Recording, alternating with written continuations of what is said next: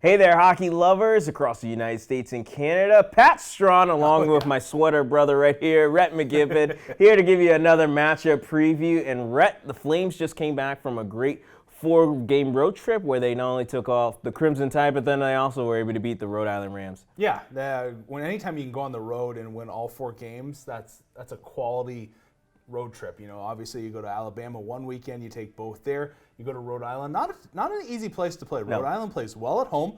They're a defensively sound team. They're well coached, and to be able to beat them and only allow them 2 goals in that weekend series, you're doing some good stuff defensively, which is very promising for the Flames moving forward. And we talked about it, I think, throughout the year so far, how creative that the offense really has been for this team. But the name of the game, especially in that first game of ESCHL opponents against the Rams, it was all about the PK and also the defensive play. Yeah, you know, the Flames PK the last couple of seasons has been top-notch. And this year, you know, we kind of saw it against IUP and against Duquesne in the early goings. It's a real team effort in the sense of through the neutral zone, all 4 guys getting into their position, taking away skating lanes and also passing lanes. And the Flames do a great job of bottling up the opposition throughout the neutral zone. They don't allow them much speed when they try to gain the O zone.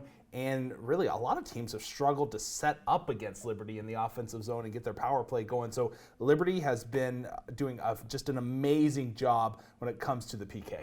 And I know one thing that's been cool about the PK is all the rotating forwards that they've been able to mix in with this year. And they're really going to need that strong PK play when now they go against the ESCHL tournament champs that defeated them in double overtime, rival Syracuse. Oh, I've been waiting for this. I've been waiting for this weekend, Pat. So excited to have Syracuse coming into town. You know it's going to be just a physical, gritty weekend of hockey. The Flames, I'm sure, have had this date circled on their calendar all summer long, knowing that, hey, they kept us from the three-peat, right? And I think Syracuse is at that stage in their program here at the Division I level where they're like, hey, you know, if we can go into Liberty and knock them off and show really the nation that we are a contending team to be able to go to nationals and do some damage, this is a big weekend for them too. So this is 2 quality hockey teams in the ESCHL going at it this weekend, and it's must-watch TV, that's for sure. Yeah, it'll be a huge weekend, especially a game against the Flames on homecoming weekend. But talk a little bit about, obviously, this is building,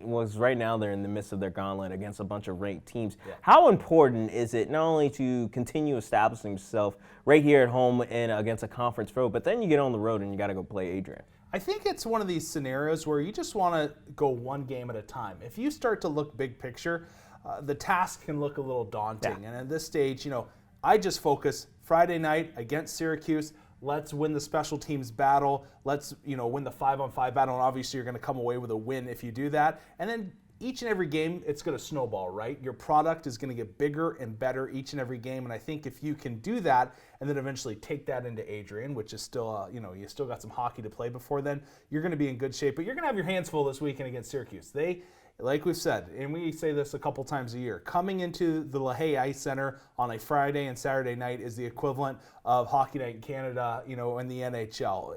You got a lot of eyes on you, and you're excited. You kind of have the energy in the air, especially with it being homecoming weekend. There's going to be a lot of passion and energy in the building, and Syracuse would love nothing more than to come in here and take one away from Liberty and hand them their first loss of the season. Talking about taking one away, real note, Game 1 has gone to the Orange the last 2 years ever since the Flames have played them. So we'll see if the Orange can take Game 1 once again or the Flames will finally get that home sweep. Make sure to tune into the broadcast this weekend as Rhett McGibbon will be on the call Friday. Unfortunately, he won't be there Saturday. But Steve Stillwell, he'll do a bang-up job. He's pretty clutch. But in the meantime, Rhett, we always know what they want them to do. Yes, check us out on social media down here below. You can't touch it unless you have one of those touchscreen computers. That'd be pretty cool. Yeah, it would be cool. Click with the mouse. Yeah. But also, we're not that interactive, so it won't take you anywhere if you touch it. But for Pat Strawn, that's Rhett McGibbon. Thanks for tuning in.